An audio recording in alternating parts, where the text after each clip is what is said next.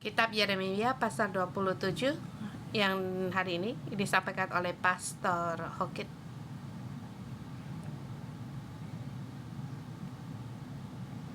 Karena Pastor Hokit di dalam perjalanan ada halangan,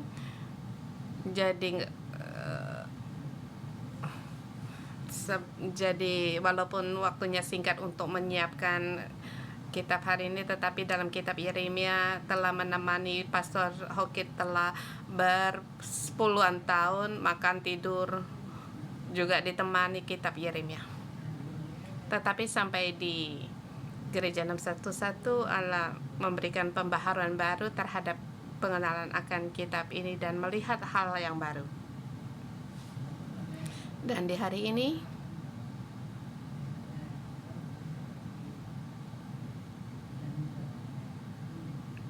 mungkin ada konsep dari yang dalam ingatan atau pengalaman yang telah dari pengalaman,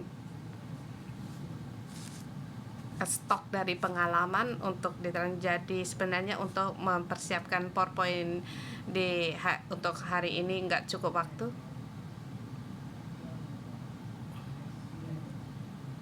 Sebab bagi saya kalau menggunakan PowerPoint itu akan membantu saya tentang pengenalan sejarah di tahun 597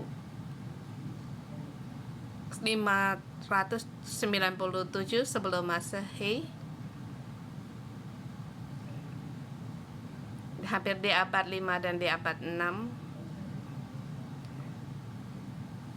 Di tahun 597 Masehi itu pertama kali Yerusalem dikepung.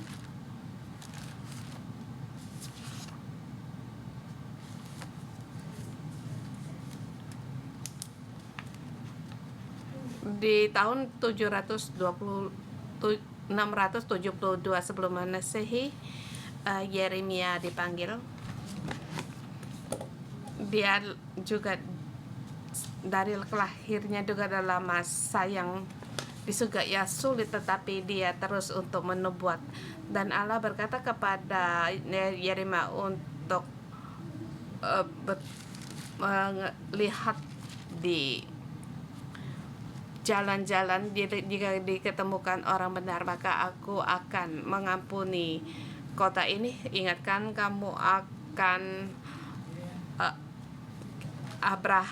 tentang Abraham, dikatakan waktu Allah berfirman, kalau kamu menemukan orang benar, satu orang benar,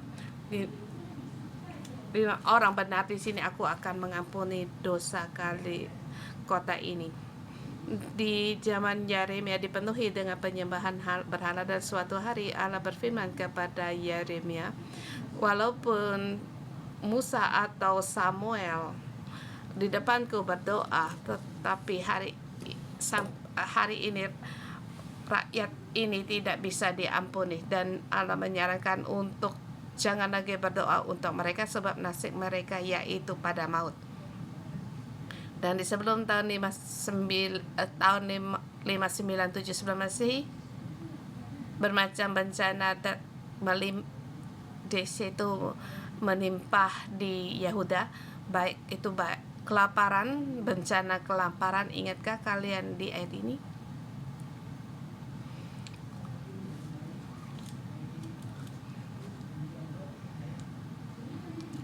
Allah menyuruh Yeremia ke tukang periuk, kalau melihat tanah liat dibentuk tidak baik, maka bisa dipecahkan kembali untuk dibentuk yang baru, untuk membentuk perkakas yang baru. Mengatakan bahwa itu kuasa Allah di atas Yehuda, tetapi kalau mereka tidak mau mendengar, Allah bisa meremukkan mereka dan dibangun kembali. Dan pesan ini agar kita bisa melihat seluruh kerajaan Yehuda sudah diambang keruntuhannya yang meremukkan hati orang. Dan sebelumnya memberikan masih ada pengharapan yang kalau Yehuda hendak bertobat dan kembali kepada Allah, Sesungguhnya masih ada pengharapan, dan Yeremia menyampaikan pesan ini telah 30 tahun, dan setelah tahun 597 sampai di tahun 587 masih ada di situ 40 tahun. Di situ juga masih ada pengharapan. Sesungguhnya nasibnya sudah pada menuju kematian, tetapi asal mau bertobat masih ada kesempatan untuk bertobat, dan akhirnya kamu mau kembali, kamu masih mendapatkan berkat damai sejahtera. Dan sekitar di zaman banyak suara-suara yang demikian. Dan juga bagi Hong Kong menghadapi tahun 1997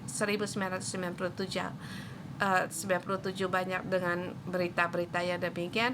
Ada sebagian orang berkata meninggalkan Hong Kong, dan ada yang tinggal di Hong Kong. Dan juga ada orang yang berkata agar di Hong Kong Inggris membuka pintu damai. Kalau ada kesesakan, ada orang-orang yang mempunyai syarat bisa meninggalkan Hong Kong untuk pergi ke Inggris. Tapi akhirnya pintu ini juga tertutup, dan yang orang-orang yang tinggal di Hong Kong banyak yang imigrasi ke Eropa atau di Amerika Utara menghadapi bencana di dalam negeri mereka. Manusia menggunakan bermacam-macam cara, banyak suara-suara, dan juga ada seketika orang-orang akan lenyap. Itu situasi tahun 1997 di Hong Kong. Dan bagi orang yang tidak bersuara, di dalam hatinya banyak sekali rancangan, seperti membeli rumah bukan 1-2 hari telah terbeli, baiknya membawa uang cash untuk pergi. Dan baik yang bersuara ataupun tidak, bagaimana aku tahu yang setia?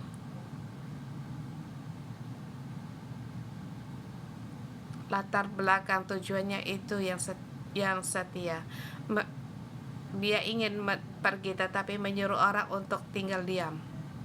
Sesungguhnya tujuannya yaitu dia telah pergi terlebih dahulu. Dan kita kembali melihat, kita akan lebih mengenal kitab Yeremia, mengapa Hong Kong di tahun 1997 banyak orang Hong Kong membaca kitab Yeremia ini, sebab kitab Yeremia ini menerangkan pesan seperti di akhir zaman. Bencana besar akan datang, bagaimana kita menghentikannya. Dan kembali melihat di tahun 597 sebelum Masehi, bencana telah datang.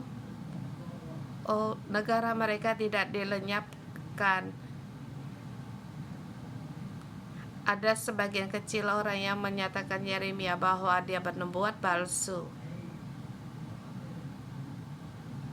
Iya, memang Babel ada mengepung Yerusalem. Lihat, kami belum mati.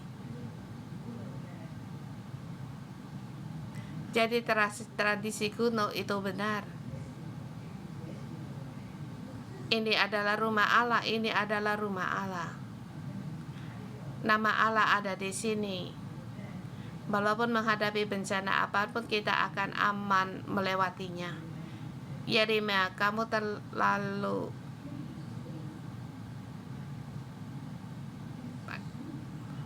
tetapi Allah telah turun tangan. Anda merasa mengapa Allah bisa turun tangan untuk ditarik kembali? Sesungguhnya Allah mengasihani Yehuda. Kalau membaca kitab ini, kamu akan merasa seperti tertekan.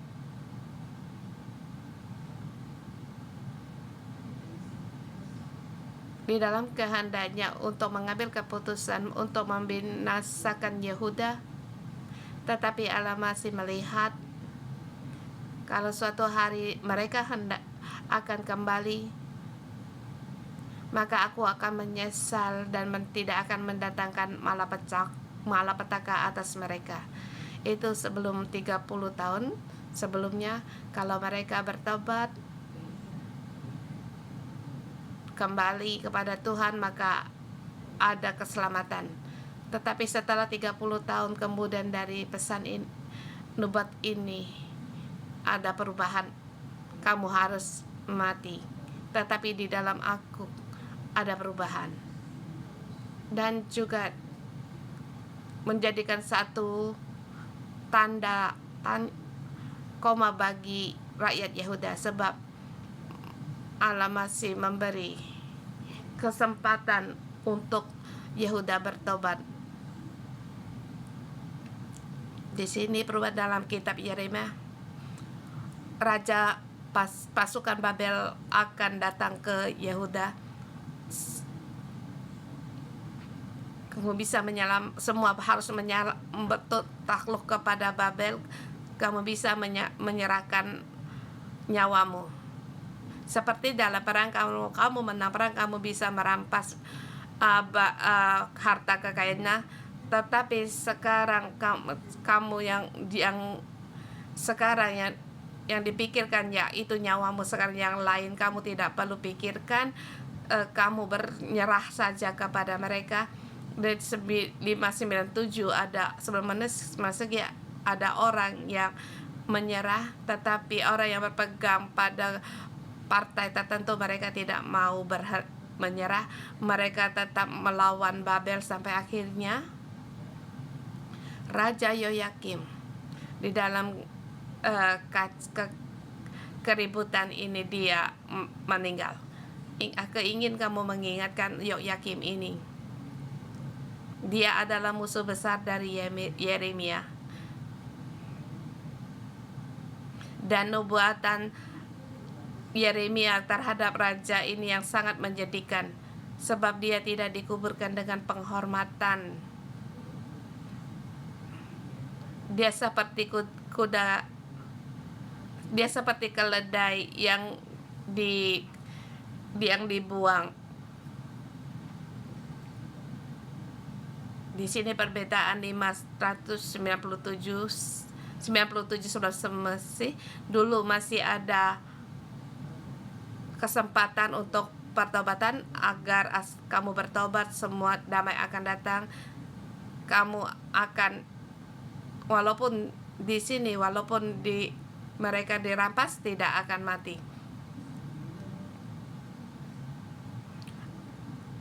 Tuhan memberi kesempatan 10 tahun di tahun 587 sebelum Masehi, di zaman Raja Zedekia. Dia menjadi raja 3 bulan naik tahta, ingin memberontak kepada Babel. Di sini dikatakan persekutuan dengan raja-raja yang di sekitarnya.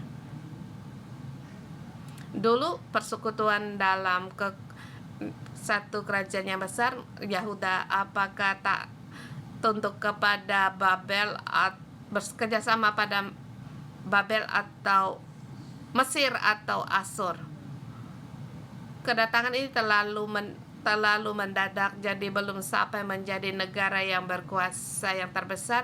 Dan kalian berpikir seperti mereka mau mendengar atau tidak. Hari ini mengatakan dalam negara-negara kecil, mereka di sini bersama untuk bekerja sama untuk melawan Babel. Di ayat ketiga ada disebut, di situ ada Edom, Modam, Amon, Tirus, dan Sidon. Raja-raja ini bukan mengatakan raja ini, tetapi utusan-utusan mereka yang datang di Yerusalem untuk di situ mengadakan semacam konferensi. Mereka mengadakan pertemuan untuk melawan Babel. Kita negara yang begitu kecil akan mudah diruntuhkan oleh Babel. Kalau kita bekerja sama, kita bisa punya kesempatan untuk melawan Babel. Kamu lihat cara politik yang demikian. Orang Yahudi adakah mendengar Tuhan yang berfirman kepada mereka. Allah berulang kali menyatakan kepada mereka untuk takluk menyerahkan diri kepada Babel. Tetapi orang-orang ini merasa kalau ada kesempatan harus melawan Babel. Hari ini Tuhan berfirman kepada Yeremia untuk menyampaikan pesannya dan juga dengan nubuatannya untuk membuat tali pengikat dan gandar lalu dipasung pada tekukmu, yaitu di pundak yang memikul gandar itu yang diikat dengan tali. Kuk ini seperti satak untuk memasang kuk pada untuk lembu di situ membajak dan menuruti tuannya untuk membajak membajak tanah yang diarahkan kepada tuannya. Dan demikian Yeremia berkata, Tuhan berfirman kepada Yeremia, dan tali dan gandar ini juga dipasang kepada kerajaan-kerajaan kecil. Di ayat keempat, perintahkanlah mereka mengatakan kepada tuan-tuan mereka, beginilah firman Tuhan semesta alam, Allah Israel, beginilah harus kamu katakan kepada tuan-tuanmu,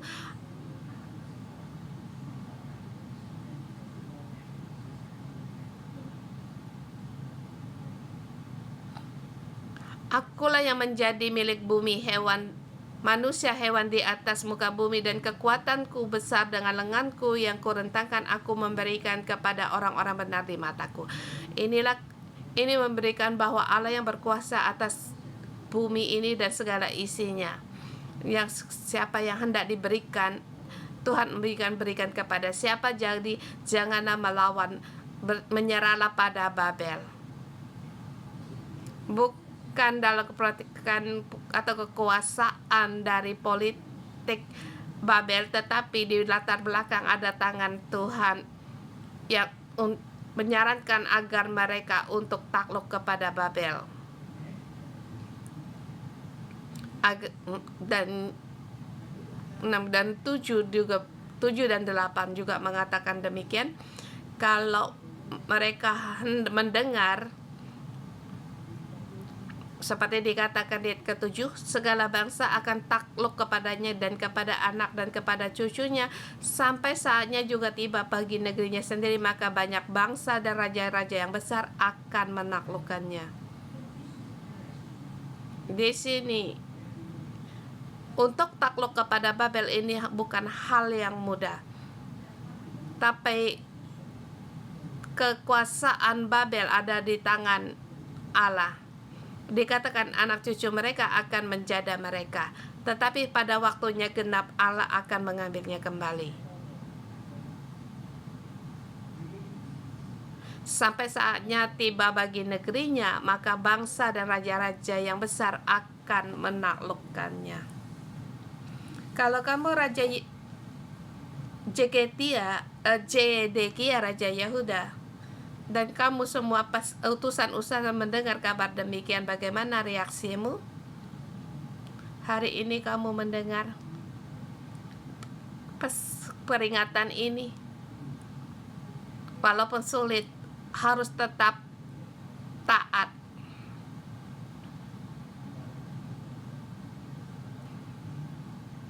Sudah jelas dalam tekanan dari luar yang menekan.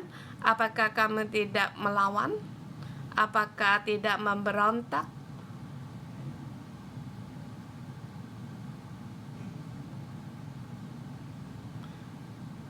Perkara ini terjadi di tahun 594 sebelum Masehi. Ingat di tahun 597 Zedekia naik tahta dan Yerusalem dikepung di situ Yoyahim wafat dan mengangkat Zedekia menjadi raja dalam masa 3 tahun. Dia di situ telah mengadakan pertemuan bagaimana untuk mematahkan kekuasaan dari Babel ini. Dan inilah firman Allah kepada bangsa atau raja-raja kecil. Pada saat mereka di situ lagi mengadakan pertemuan, Yeremia pun masuk dengan membawa tali dan gandar dan mengatakan tadi perkataan yang di atas tadi, kalau kamu sedang rapat pertemuan bagaimana reaksimu, dan saya ingin bertanya kepada kalian hal ini.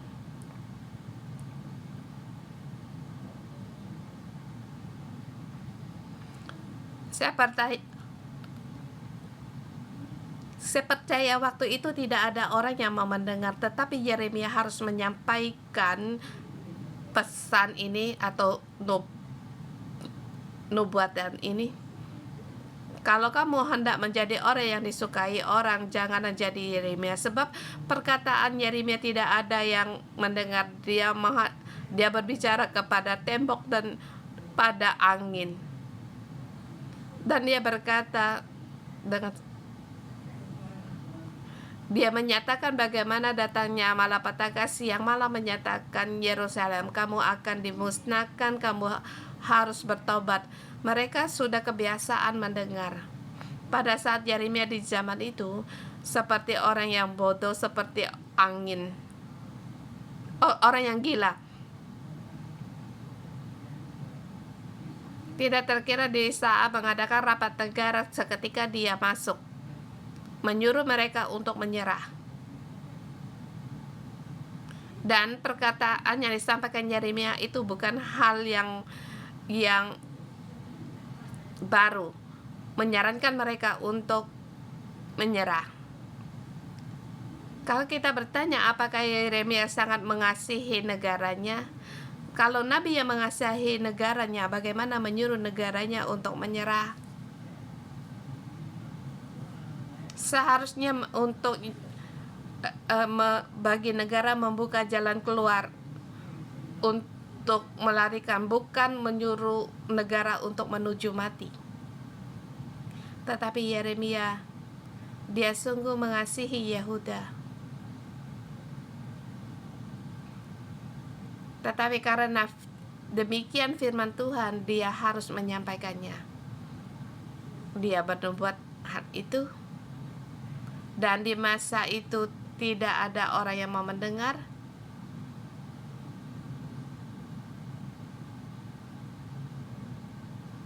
Dan dia jelas agar Yeremia di tahun 594 Masehi untuk menyampaikan nubuat ini dengan tindakan dia mengikat dirinya pada kuk itu masuk di dalam pertemuan mereka dan menyampaikan nubuatan ini. Kamu lihat bagaimana firman itu digenapi. Sangat jelas. Ingat akan pesan ini. Bagi kita banyak kata-kata kita bisa lupa. Sering berkata Nabi, pejam mata berdoa, buka mata dia lupa. Tetapi Yeremia melakukan tanda profetik ini bagaimana Allah bekerja. Kalau di tahun 594 terjadi di sini, di tahun 67 Yerusalem runtuh. Di sini tidak ada orang yang menggunakan kesempatan untuk takluk, untuk tunduk.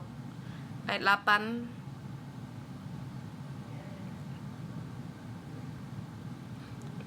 di berikutnya menyatakan agar mereka jangan melawan. Mengapa mereka tidak mau takluk kepada Babel? Sebab di tengah-tengah mereka masih ada nabi-nabi palsu. Kita kembali mengenal kata-kata tentang nabi palsu. Nabi-nabi palsu adalah yang bernubuat tentang hal-hal yang enak didengar. Kamu ingin melawan, kamu ingin tunduk, melakukan apa yang hendak kamu lakukan.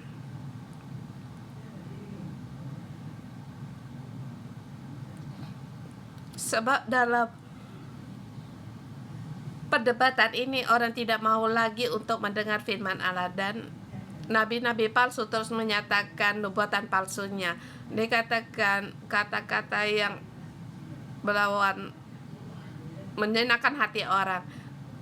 Jangan menyalahkan nabi palsu, jangan menyatakan orang yang berkata demikian, sebab kalau kamu sendiri tidak punya keinginan demikian, tidak ada orang yang bisa menggoyahkan kamu. Jadi kita harus kembali mengenal nabi palsu, bukan membedakan suara dari luar, tetapi dia di situ menarik isi hatimu. Awalnya sudah tidak taat kepada Allah dan tidak mendengar nabi, dan ditambah lagi nabi-nabi palsu, perkataan mereka merasa mendapatkan dukungan. Kalian pernahkah menghadapi kesulitan mengambil keputusan? Mengapa begitu sulit? Sebab di dalam hatimu ada dua suara. Satu, suara Allah. Kedua, suara setan. Bukankah demikian? Yang terus tarik-menarik.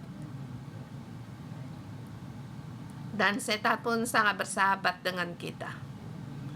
Dia tahu apa yang kita pikirkan. Dia akan menepuk pundak kita, pergilah kerjakan. Kalau kamu tidak bisa mendengar suara setan di dalammu, maka setan akan membangkut, mengangkat suara-suara dari masyarakat.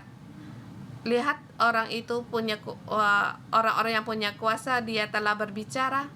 Orang-orang yang punya kekuasaan telah berbicara. Dan mengapa kita harus mendengar? Mengapa kita bisa mendengar? Sebab kita mematikan hati sanubari kita, mematikan tujuannya.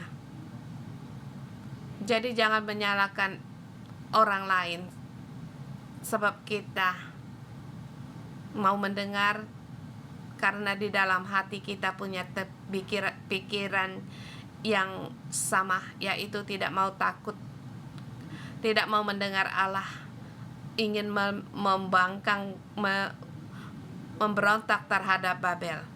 Dan bagi Yeremia, dia telah memikul ini dan telah disampaikan pembicaraan ini. Dia tahu bahwa Allah hendak ini yang hendak Allah lakukan, dia lakukan. Dia tahu bahwa Allah mengutus dia lakukan dan menyampaikan nubuatan ini. Allah mengingatkan mereka untuk jangan melawan. Dia di 12-15 itu jaminan Allah. Kalau kamu taat atau tunduk, kamu akan hidup. Kamu akan hidup, walaupun tentu saja bukan dengan berkelimpahan atau hari-hari yang indah, tetapi nyawamu akan terjaga. Kalau kamu melawan, Allah tidak berkata untuk melawan Babel. Allah tidak memberikan firman ini kepada Yeremia. Mereka akan disambut, sebab di hati mereka telah ada perhitungan. Ayat 16 sampai ayat 22 di yang kedua, yang terakhir. Kembali lagi pembicaraan pada Raja Zedekia dan para rakyat, dan di yang pertama terhadap bangsa-bangsa, dan selalu pihak bangsa-bangsa pun harus menerima pesan ini. Jelas Allah menyuruh Zedekia untuk jelas mendengar Bukan karena bangsa asing menolongmu kamu melawan pada Babel. Mereka pun tidak bisa diandalkan. Kalau dulu pemerintahan besar Mesir pun tidak bisa kamu andalkan, bagaimana kamu bisa mengandalkan kerajaan-kerajaan kecil ini? Kamu mengira dengan mengadakan kesempatan bersama bisa melawan Babel kah? Dia menyuruh Jedikya untuk memadamkan niatnya. Jangan mengandalkan kekuatan di luar. Yang di Yerusalem jangan mendengar nabi-nabi palsu, dan kata-kata nabi palsu itu kamu merasa ada bantuan, sesungguhnya di dalammu sudah punya pendapat sendiri, pendirian sendiri.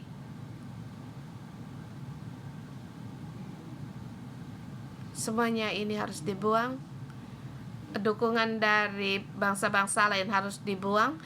Nabi-nabi palsu juga harus dibuang hari ini.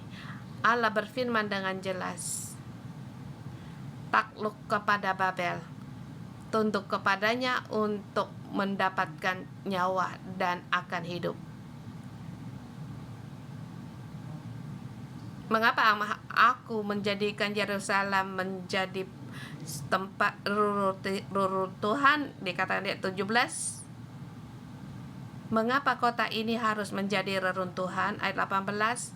Di situ ada penemuan yang baru. Kalau mereka nabi yang sejati,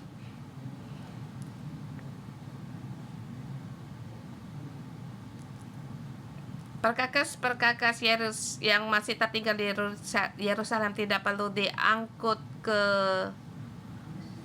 Babel. Bait suci belum dihancurkan di sini, masih ada perkakas-perkakas yang masih tinggal di dalam rumah Tuhan.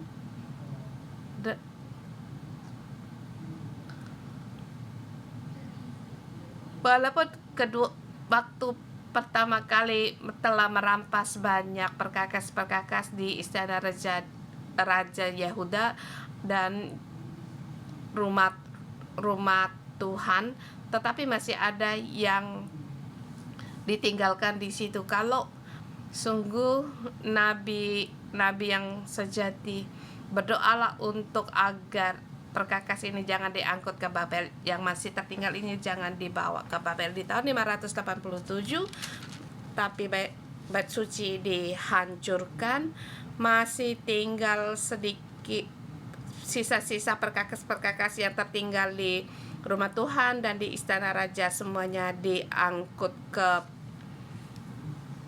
ke Babel. Di sini tidak, nubuatan ini seperti tidak ada membawa masa depan bagi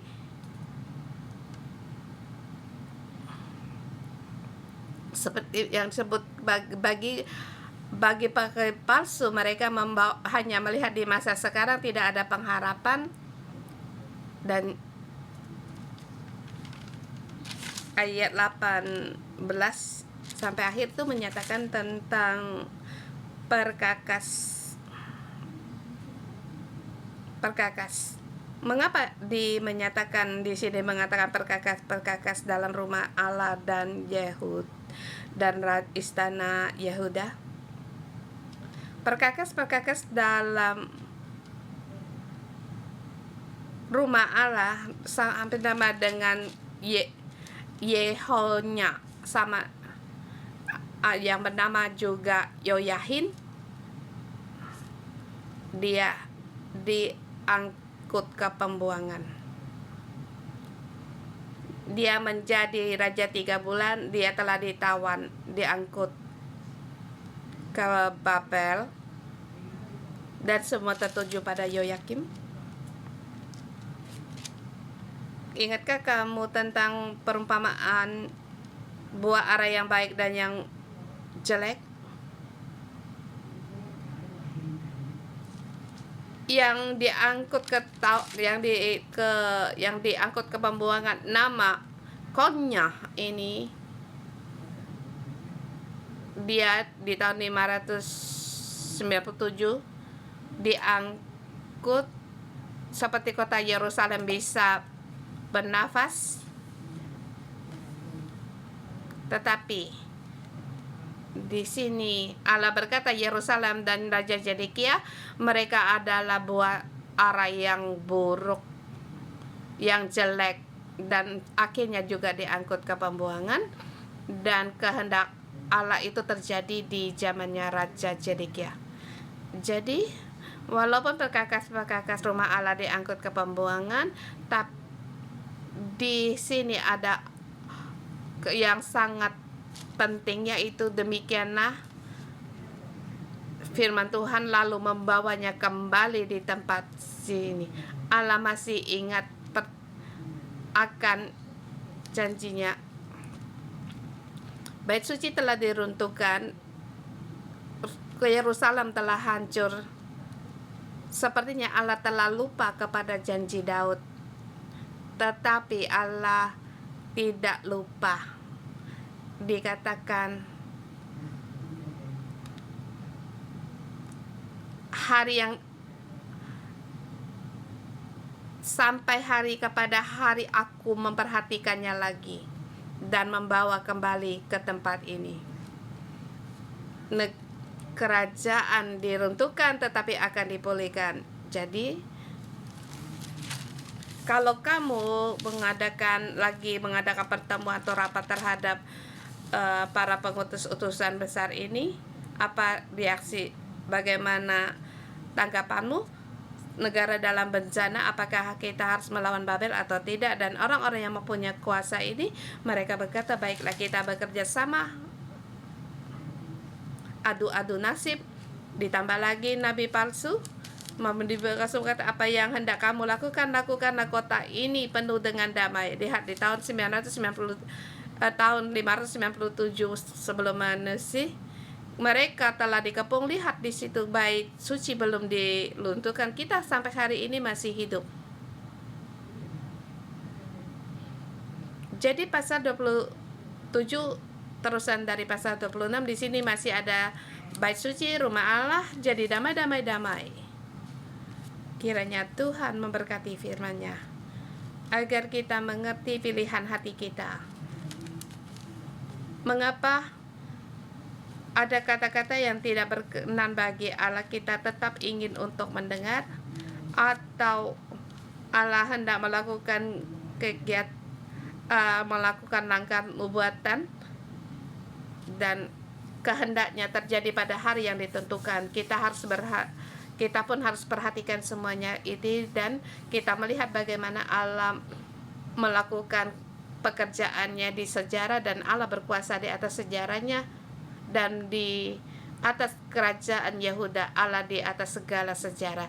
Di masa depan hal-hal yang akan terjadi Allah pun tahu, hanya sekarang lewat nabi yang menubuatkan bagi kita. Kiranya Tuhan memberkati firman-Nya. Mari kita menyembah Tuhan.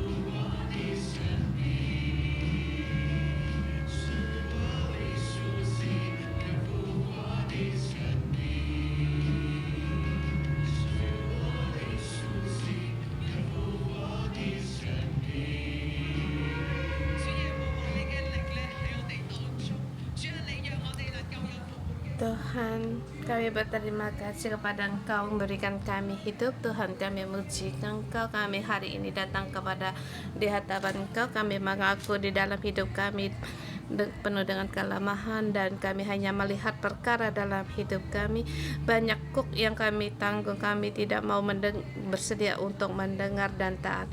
Saudara semua, mari kita kembali mohon Tuhan untuk menerangi hidup kita.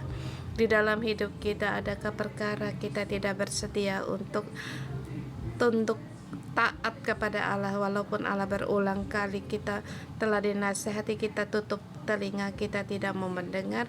Kita kembali di hadapan Tuhan dan beritahulah Tuhan, kami bersedia untuk mendengar. Kami berkata, Tuhan, sulitkah untuk kami ikuti, tetapi kami hari ini di hadapan Tuhan, kami memikul kok kami. Saya mengundang saudara-saudari semua, sama dengan orang Israel masa itu, sebab Yeremia di tempat tinggal seperti nyanyi, seperti menghipnotis suku-suku atau negara mereka, tapi mereka tidak seperti mereka tidak mendengar. Dan juga kita juga bukankah umat Allah, kita anak-anak Allah. Kadang kita juga tidak mengerti mengapa Tuhan kesulitan banyak terjadi di dalam hidup kami. Kita tidak tahu. Jadi saudara semua, kita mengambil satu tindakan dengan seperti memikul kuk, seperti yang dikatakan oleh Pastor Hoki tadi, seperti yang dikatakan lembu yang untuk membacak itu. Kita punya, dengan memikul kita berdoa. Mungkin kita setiap orang di dalam hidup kita banyak hal yang tidak mudah, dan kita berkata pada Tuhan, aku tidak tahu mengapa ini terjadi, tetapi Tuhan, aku bersedia untuk taat dan mengikuti Engkau.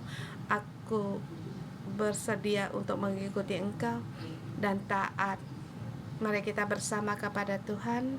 Kita berdoa untuk diri kita sendiri, seperti yang dikatakan Pastor Hoki tadi, bahwa Yeremia untuk membuat tali ganda dan lalu dipasang di atas tangkuknya.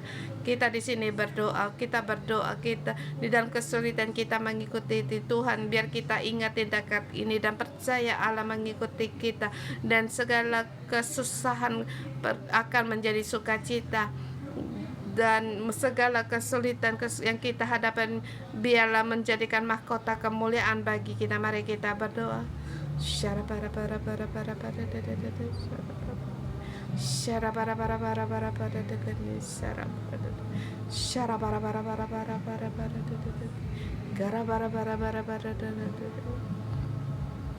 Ya papa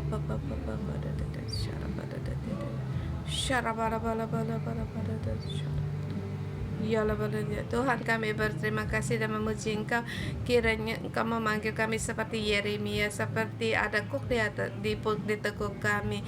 Biarlah kuk ini menjadi berkat kemuliaan dengan sekuat tenaga dan segala kemampuan kami. Berdoa dalam nama Yesus. Amin. Tuhan Allah yang berkuasa, di dalam ayat kelima dikatakan, akulah yang menjadikan bumi, manusia, dan hewan yang ada di atas muka bumi dengan kekuatanku yang besar, dan dengan lenganku yang terentang aku memberikan kepada orang yang benar di mataku.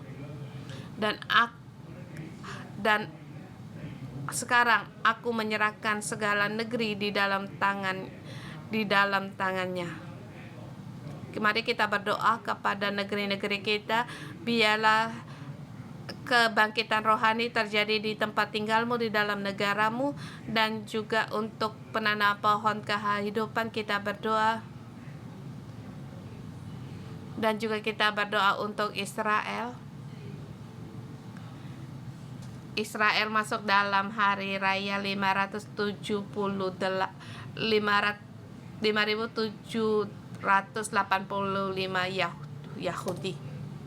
Tapi Israel masih dalam peperangan. Kita berdoa untuk kemerdekaan negara ini. Kita berdoa untuk Israel, untuk pohon kehidupan, dan juga untuk Israel. Biarlah dalam kesesakan mereka untuk kembali kepada Allah. Mari kita bersama berdoa. Berdoa untuk penanaman pohon kehidupan untuk Israel.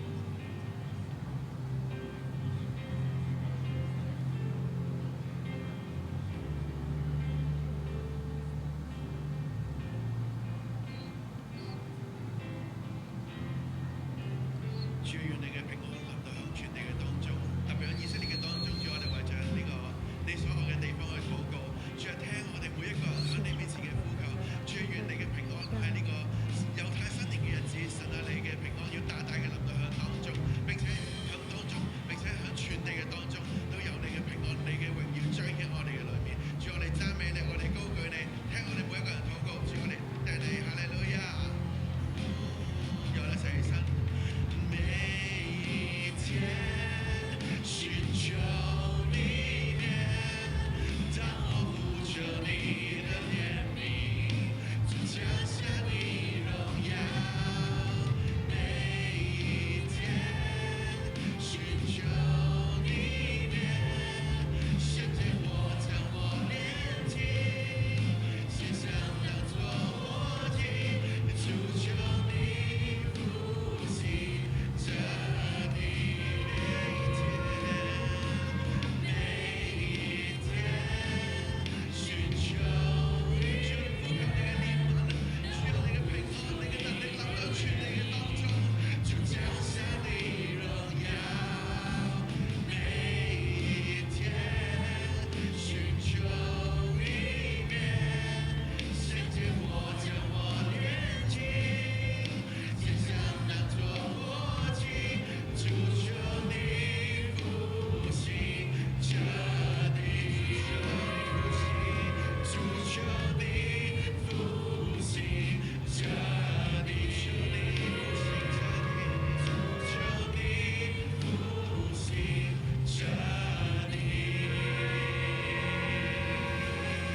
耶稣是的，主不管我们每一个人来自哪一个国家， Tuhan, baik kami berdoa untuk negara atau kota apapun Israel. Tuhan, dalam namamu kami nyatakan Tuhan, kota yang kami diami atau lepas itu mendapat mereka bangkitan rohani dan mendapatkan semua umat Tuhan, orang-orang yang tinggal di sini Tuhan.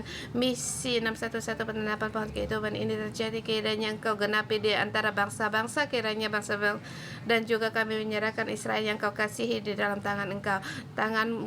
Engkau menyertai mereka dan melepaskan mereka dari peperangan dan juga melepaskan mereka dari kematian. Tuhan, berbelas kasihan kepada Israel yang Engkau kasihi, beri mereka damai sejahtera kepada mereka dan kemuliaan kemakmuran pada mereka, dan dalam kesesakan mereka Israel semua rakyatnya kembali kepada gembalanya. Terima kasih Tuhan, semua kutuk-kutuk juga yang di dalam tangan-Mu semua menjadi berkat dalam nama Yesus. Amin. Dan kita juga berdoa,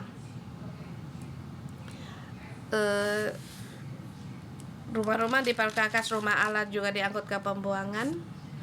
Raja pun telah mati. Tapi di ayat di akhir dikatakan, aku akan tinggal di sana kepada hari aku memperhatikannya. Demikian firman Tuhan, dan akan membawa kembali ke tempat ini. Israel akan kembali. Mari kita berdoa untuk diri kita sendiri. Saudara semua, di dalam hidup gak adakah sesuatu kamu kehilangan? Mungkin kesehatanmu, mungkin itu pekerjaanmu, mungkin keuanganmu, atau karena orang-orang rumahmu, karena kamu percaya Tuhan, mereka menjadi acuh dan tidak acuh. Atau sebagian orang masalah telah kehilangan hubungan terhadap pernikahan. Kamu karena percaya Tuhan, rumah tanggamu menjadi retak. Tetapi di sini suatu hari pada saatnya sampai Allah akan, di sini Allah memperhatikanmu dan akan membawa memberikan kembali, membawa pulang kembali kepada dirimu, kepada Tuhan. Tuhan, dengan iman aku percaya kepadamu Tuhan. Beri aku kesehatan dan orang rumah pekerjaan Engkau kembalikan kepadaku. Dengan perekonomian Tuhan Engkau berikan kepada dalam hubungan yang retak Tuhan, Engkau kembalikan kembali. Aku menanti Engkau waktu di mana Engkau memperhatikan, Engkau kembalikan orang rumahku dalam penyembelihan Bapa. Tuhan Bapa, dengan kiranya kami semua, keturunan kami, keluarga kami kembali kepada Engkau dan menyembah Engkau. Dengan segera mereka bertobat dan datang kepada Engkau Tuhan.